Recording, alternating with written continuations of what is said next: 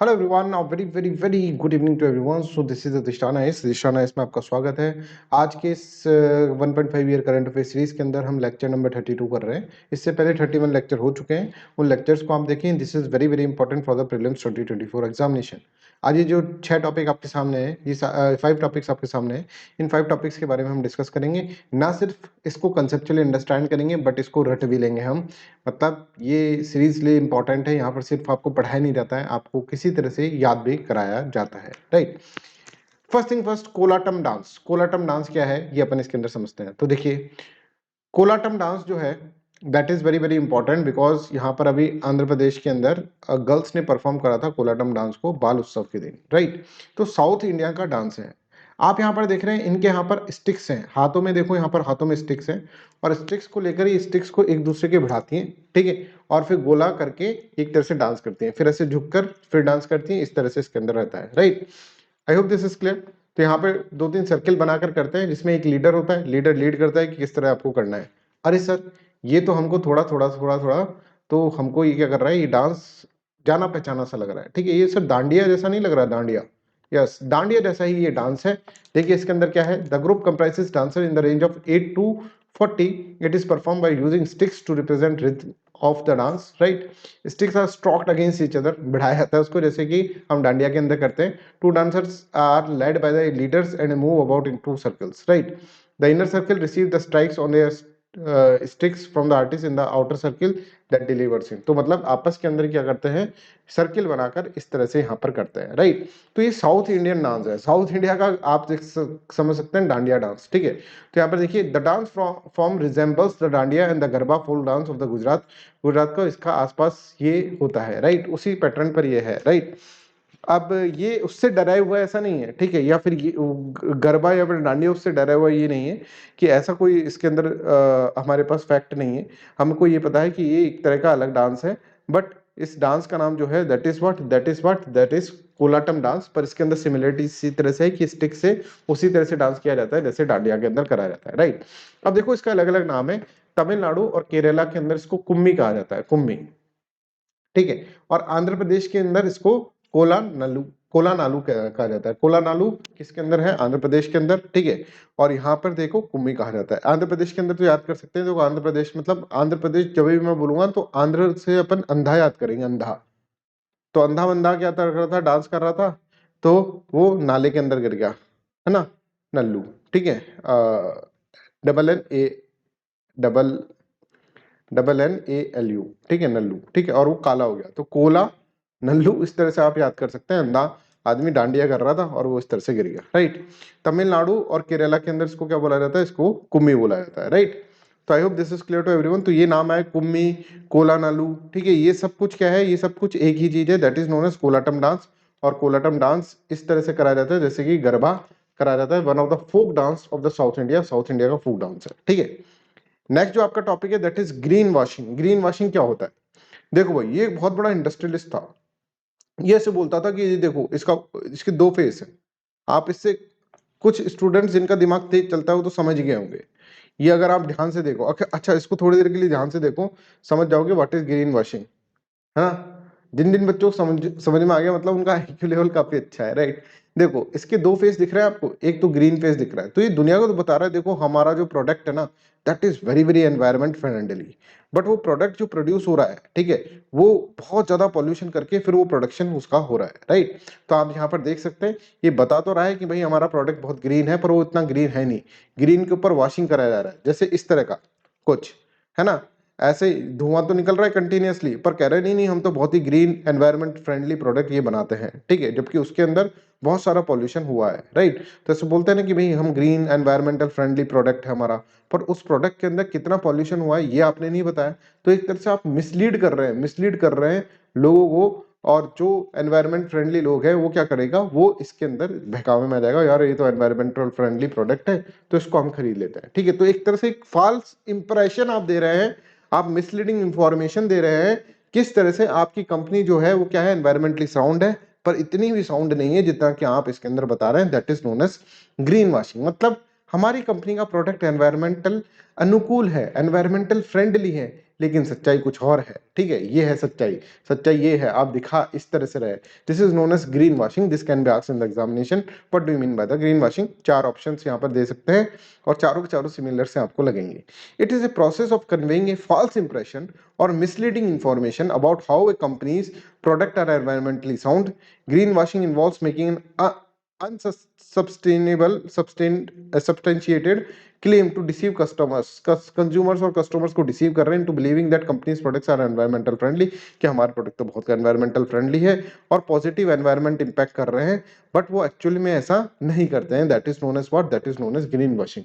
तो I hope green washing सबको समझ में आ गया। ग्रीन वॉशिंग के बहुत सारे तरीके हैं, जैसे मान लीजिए maker when company attempt to emphasise sustainable aspect of the product to overshadow companies involvement in the environmental damaging practices.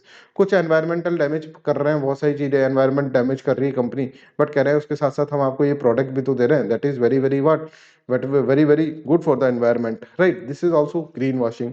ऐसा भी हो सकता है company can also green wash initiatives with vague claims that provide real data, that do not provide real data. Real data नहीं दे रहे हैं, scientific validation नहीं कर रहे हैं अपने क्लेम का। आप कह रहे हैं कि हम है ना गाड़ी बना रहे हैं, है ना, और गाड़ी बहुत ही फ्यूल एफिशिएंट है, पर फ्यूल एफिशिएंट गाड़ी है, पर उसके अंदर जो गाड़ी बनाने का प्रोसेस है उसके अंदर कितना ज्यादा पॉल्यूशन हुआ है वो आप नहीं बता रहे हैं। तो साइंटिफिकली अगर हम देखें या फिर रियल डेटा यहाँ पर प्रोवाइड ना करते हुए अपने आप को ग्रीन वॉश कहना, अपने आप की तारीफ करना, पर एक्चुअल में वैसा होना नहीं, that is known as what, that is known as green washing. उसको अपन ग्रीन वॉशिंग बोलते हैं। I hope this is clear to everyone. चलिए नेक्स्ट इज सीसीपीआई। सीसीपीआई को अगर आप देखेंगे तो ये एक तरह से क्लाइमेट चेंज परफॉर्मेंस इंडेक्स है। ठीक है, कि किस तरह से क्लाइमेट जो होता है, ठीक है, क्लाइमेट को देखते हुए, क्योंकि क्लाइमेट के अंदर क्लाइमेट चेंज हो रहा है, ठीक है, क्लाइमेट चेंज हो रहा है, तो उसके अंदर आप किस तरह से परफॉर्मेंस कर रहे हैं, मतलब किस तरह से आप रिन्यूएबल एनर्जी सोर्सेज की तरफ जा रहे हैं, किस तरह से आप क्या कर रहे हैं, आप एनर्जी को यूज कर रहे हैं, क्या आपकी क्लाइमेट पॉलिसी है, किस तरह से आप ग्रीन हाउस गैस इमिशन को रिड्यूस कर रहे हैं, उन सब के बेसिस पे एक इंडेक्स निकाला जाता है, कंट्रीज का इंडेक्स निकाला जाता है, जिसमें रैंकिंग दी जाती है, भाई तुम्हारी ये रैंकिंग है इस तरह से, राइट।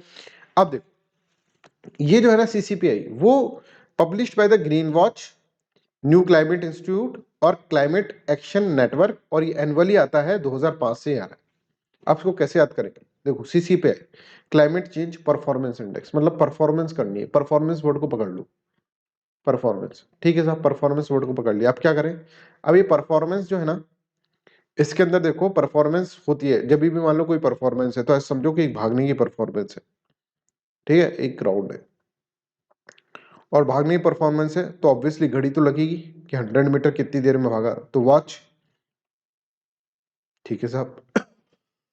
कहाँ होता है ये परफॉर्मेंस, कहाँ होती है, किसी इंस्टीट्यूट में होगी, है ना, तो इंस्टीट्यूट में एक परफॉर्मेंस हो रही है जिसमें वॉच में टाइम नोट करा जा रहा है, और यहां से चिल्ला रहे हैं सब, you can do it, you can do it, you can do it, can climate action network. तो वॉच याद करना है, इंस्टीट्यूट याद करना है और क्लाइमेट एक्शन नेटवर्क याद करना है।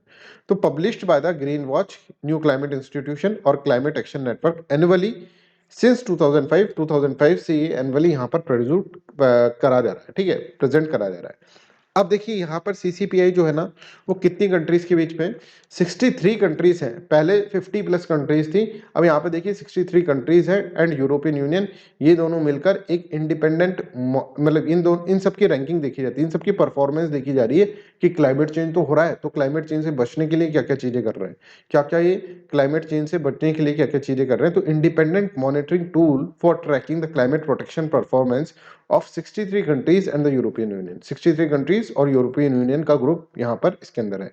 This countries collectively accounts for more than 90% of the global green house gas emissions. Global green house gas emission के लिए 90% जो है यही कंट्रीज के अंदर करती है। तो इन कंट्रीज को कि एक मोरल रेस्पॉन्सिबिलिटी बनती है, भाई तुम ही जब सारा धुआं निकाल रहे हो, सारा ग्रीन हाउस गैस तुम ही निकाल रहे हो, तो तुम्हारी एक रेस्पॉन्सिबिलिटी बनती है कि तुम अच्छा परफॉर्मेंस दो, किसके लिए, क्लाइमेट चेंज जो हो रहा है उसके अंदर अडेप्टेबिलिटी, उसके अंदर क्या करना है, उस क्लाइमेट चेंज जो हो रहा है तुम्हारे कारण नहीं हो रहा है, इतनी सारी धुआं निकाल रहे हो, तो उसको रोकने के लिए तुम्हारी भी रेस्पॉन्सिबिलिटी बनती है।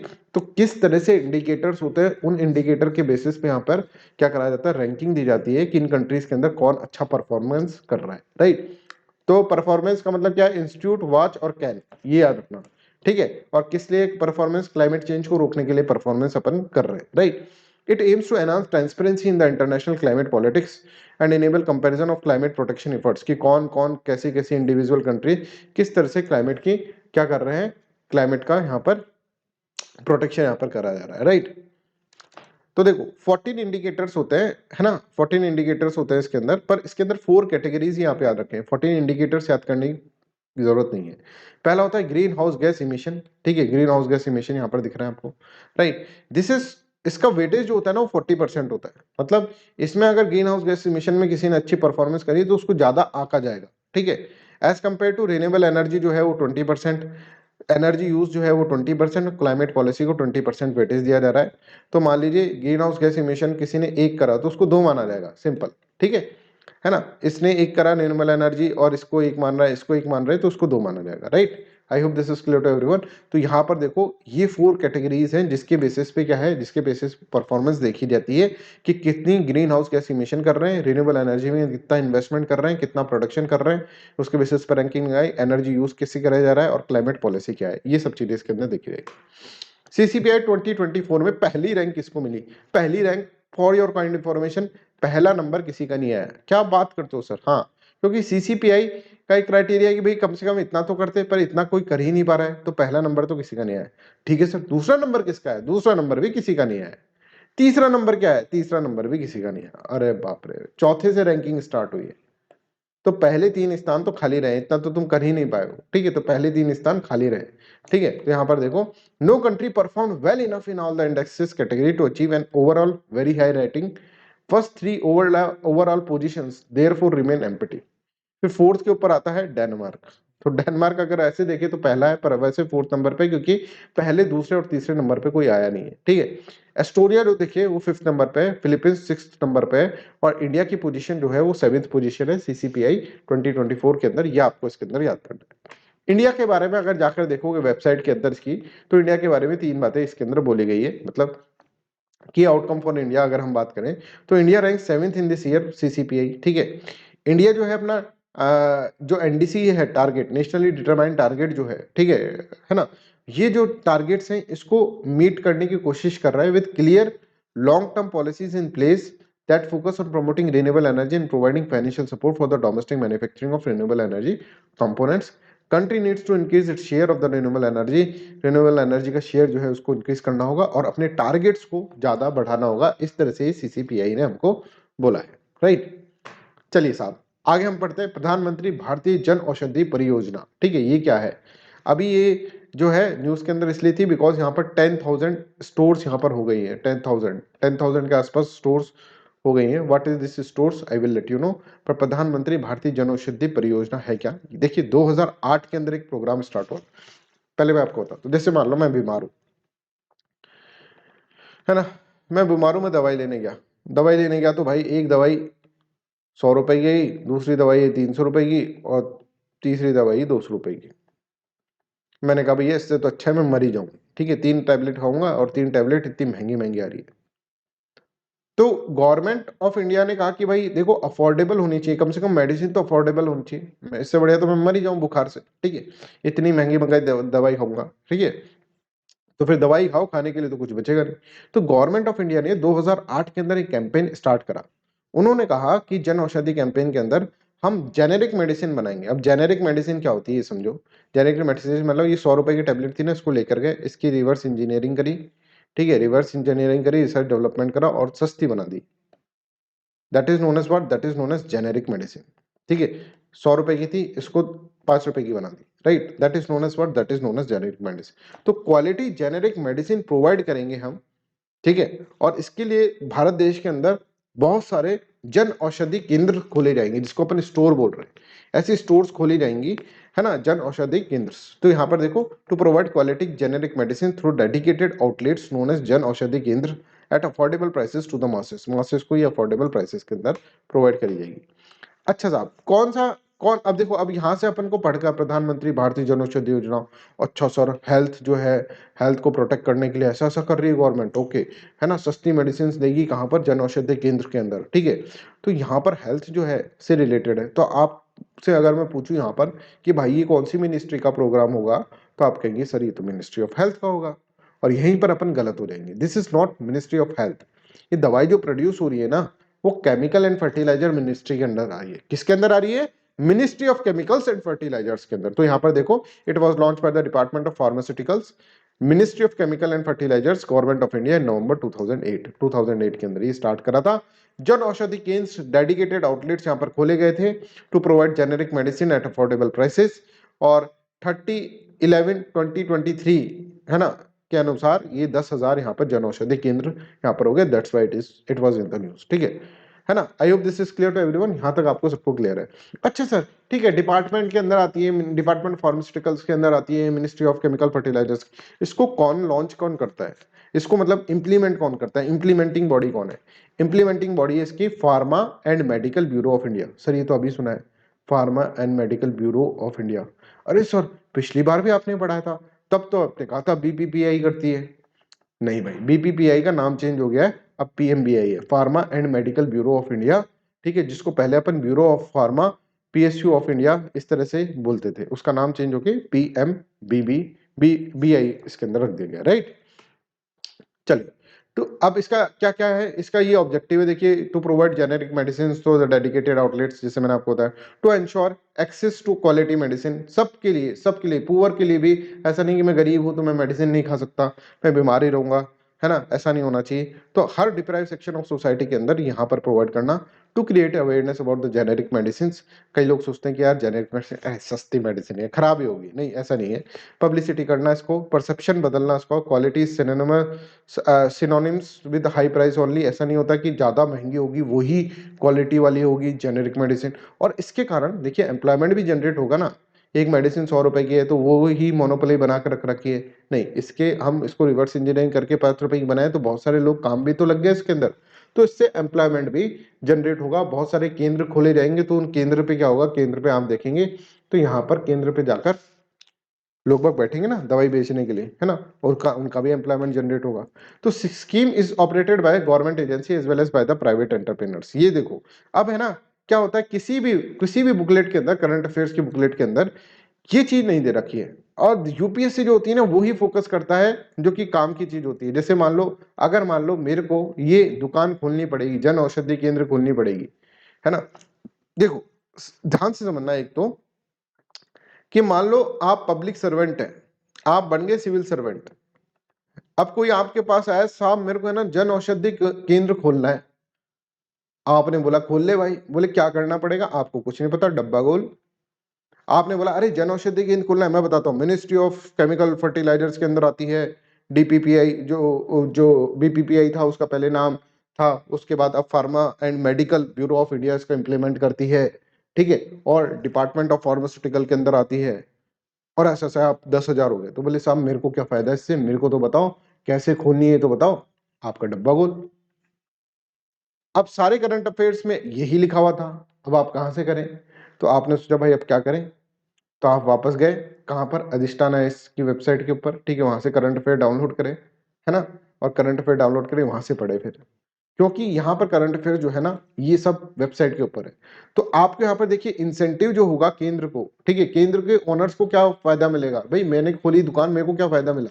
5 लाख का मेरे को इंसेंटिव मिलेगा, to be given at rate 15% monthly purchase में। जो 15% जो मंथली परचेज होगा उसका मेरे को फायदा मिलेगा, और इसकी सीलिंग है 15,000 पर मंथ। ठीक है, एनुअली अगर देखें 5 लाख का मेरे को फायदा हो सकता है, और 15,000 पर मंथ। दूसरा, वन टाइम इंसेंटिव मिलेगा 2 लाख तक मेरे को, is to be provided for furniture and the fixtures and computer and the printers to the PM BJP केंद्र।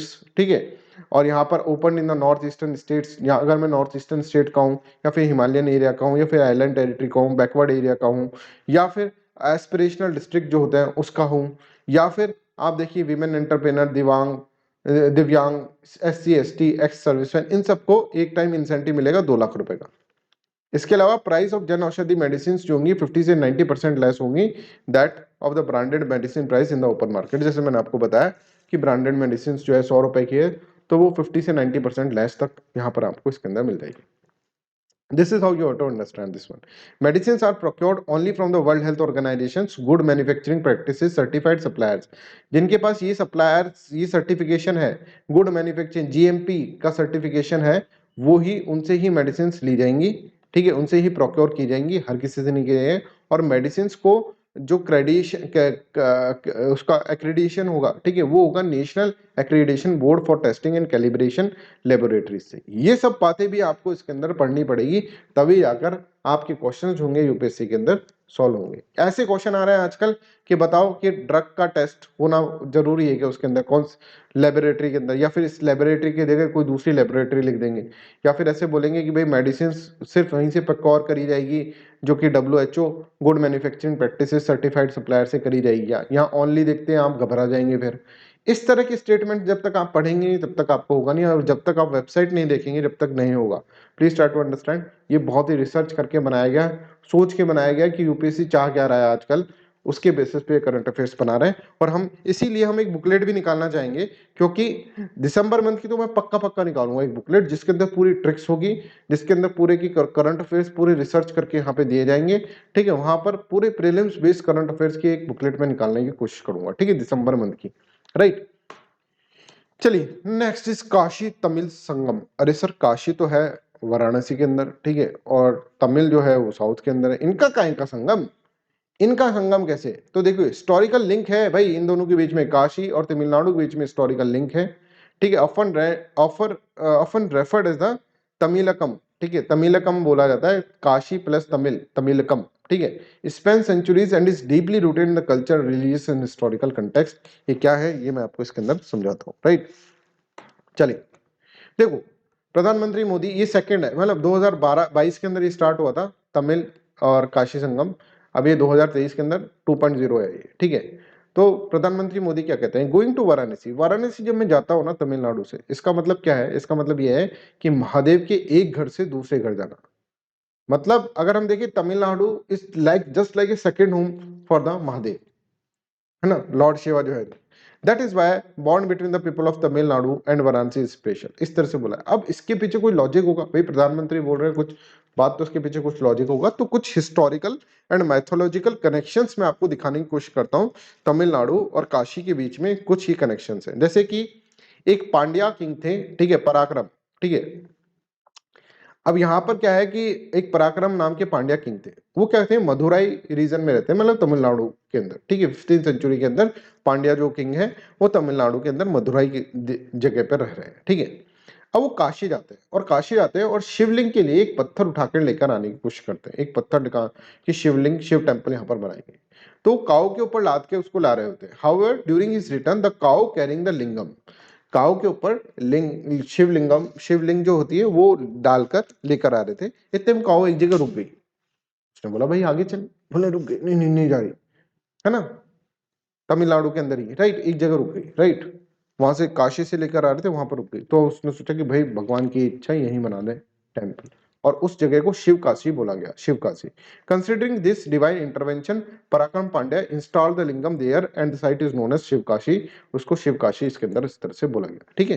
तो काशी से लाया हुआ लिंगम जिसको भाई गाय माता के ऊपर लाया जा रहा था, और गाय माता ने कहा दिया ये ब्रेक लगा दी उन्होंने, कहा कि उसके आगे नहीं बढ़ रही, तो इसका मतलब क्या है, शिव की यही इच्छा है कि यहीं पर डाले। तो इस तरह से एक कनेक्शन ये है। दूसरा है काशी विश्वांतर टेम्पल, ठीक है, काशी विश्वांतर टेम्पल, ये भी एक पांड्या किंग थे, ठीक है। तो उन्होंने क्या करा, उन्होंने सोचा कि यार भाई लोगों को तमिलनाडु से काशी जाना पड़ता है ना, काशी जाना पड़ रहा है, और काशी जाना पड़ रहा है, और फिर वहां पर जाकर पूजा करते हैं, ठीक है। तो एक ऐसा टेम्पल बनाए जिनके अंदर, तमिलनाडु के अंदर ही एक ऐसा टेम्पल बनाए कि इनको काशी की फीलिंग आ जाए, काशी की इनको फीलिंग आ जाए। तो यहाँ पर देखो Kashi Vishwanath temple to enable devotees who could not travel to Kashi, the Pandyas, Pandya kings जो थे, build the Kashi Vishwanathar temple in the Tenkasi south western Tamil Nadu, replicating the Kashi experience, कि आपको फील यहाँ पर ही आ जाएगी, काशी जाने की आपको जरूरत नहीं है। फिर है Adhiveera Rama Pandyan, Adhiveera Rama Pandyan constructed Shiva temple in Tenkasi after returning from the pilgrim to the Kashi, further solidify the connection between this two regions, ठीक है। तो इस तरह से आप देखेंगे तो शिव के और महादेव जो है, लॉर्ड महादेव, ठीक है, उनका एक कनेक्शन आप देख रहे हैं तमिलनाडु के अंदर और काशी के अंदर, राइट। देखो और कनेक्शन क्या है, पीपल फ्रॉम द रामेश्वरम, ठीक है, जो तमिलनाडु के अंदर रामेश्वरम है, वो take a dip in the Koti Tirtha, ठीक है ना, before visiting Kashi for the darshan, दर्शन करने के लिए पहले कोटी तीरथ के अंदर जो है उसके अंदर एक डुबकी लगाते हैं। And they would bring back Ganga water, और काशी से गंगा वाटर लेते के आते हैं, ठीक है, जिससे कि टेम्पल जो है रामेश्वर टेम्पल के ऊपर चढ़ा सके। तो आप देख रहे हैं यहाँ पर कनेक्शन कि यहाँ से डुबकी लगा रहे हैं तमिलनाडु से, और फिर काशी जा रहे हैं, और फिर काशी से पानी लेकर फिर टेम्पल के ऊपर वो चढ़ा रहे हैं, ठीक है। तो यहाँ आप देख रहे हैं एक तरह से कनेक्शन यहाँ पर है, राइट। तो इस तरह से, इसके अलावा connection between the traders dealing in the silk sari textile from the Banaras, Banaras के अंदर भी और कांचीपुरम के अंदर, दोनों के अंदर सिल्क साड़ी बहुत इंपॉर्टेंट है। Architecture, culinary and other kind of connection भी इसके अंदर देखने को मिलता है। अगर ट्रेड कनेक्शन देखें तो यहाँ पर भी इसके अंदर, तो इसी तरह से इसीलिए तमिल संगम करा गया।